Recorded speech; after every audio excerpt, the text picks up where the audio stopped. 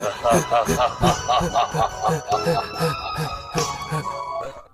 जंगल में किशोर नाम का व्यक्ति अपने गाय को चराने के लिए लाया और उसे चरने के लिए छोड़कर वे एक पेड़ के नीचे बैठ गया।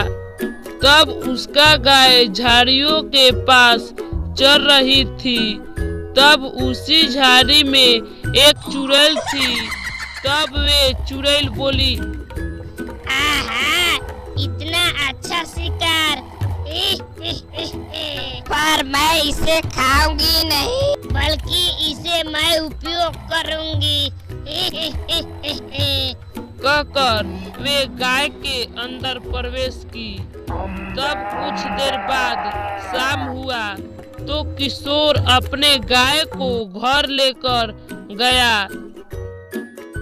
तब रात होते ही गाय से वे चुड़ैल बाहर निकली और उस गांव में घूमने लगी, अपने शिकार को खोजने लगी। तभी उसे एक बकरी दिखाई दी तो उसके पास गई और बोली, आहा, इतना अच्छा शिकार, कहकर खा गई। अब रहने देती हूँ, अब कल शिकार करूंगी। कहकर वे गई और गाय के अंदर प्रवेश कर गई।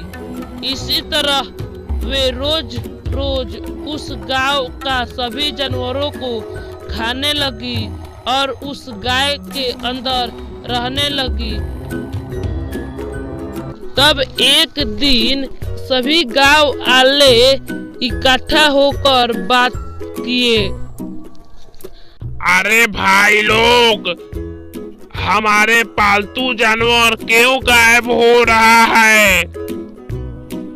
हमको लगता है कोई चोर हमारे जानवरों को एक एक कर उड़ा रहा है। सोच रहा है कि ऐसा करने पर हम नहीं पकड़ेंगे। हाँ भाई, मुझे भी ऐसा ही लगता है। तो क्यों नहीं वे चोर को पकड़े? हाँ भाई, तुम ठीक कह रहे हो। मेरे पास एक प्लान है, सुनो। आज रात हम एक बकरी को रखकर हम दूर से छुपकर उस पर नजर रखेंगे। वो चोर कौन है? कहकर वे एक बकरी को रखे और छुपकर देखने लगे। तब वहां पर एक चुड़ैल आई। तब सभी लोग डर गए। तो वे चुड़ैल उस बकरी को खा गई और वहां से चलने लगी। तो वे गांव वाले उसकी पीछा किए। तो वे चुड़ैल जाकर किशोर के गाय में प्रवेश कर गई। तब गांव वालों को पूरी बात समझ में आ जाती है। तब अगले दिन गांव वाले एक मांत्रिक शोभनाथ बाबा को साथ लाए और किशोर के घर गए। अरे भाई, क्या बात है, आप लोग हमारे घर आए हैं? किशोर, ये आपका गाय में एक चुड़ैल का वास है। विश्वास नहीं है तो इन गांव वालों से पूछ लो। हमने खुद उस चुड़ैल को गाय में वास करते देखा है। हाँ किशोर, ये बात सच है। तो अब क्या होगा?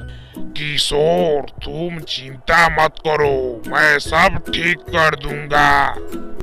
कहकर उस गाय से वे चुड़ैल को बाहर निकाली। ओ मांत्रिक, तुमने मुझे क्यों निकाल दिया इस गाय से? ठीक है चुड़ैल जी, तुझे फिर से अंदर करता हूँ। कहकर एक बोतल में बंद कर दिए और उस बोतल को ले जाकर एक नदी में फेंक दिए।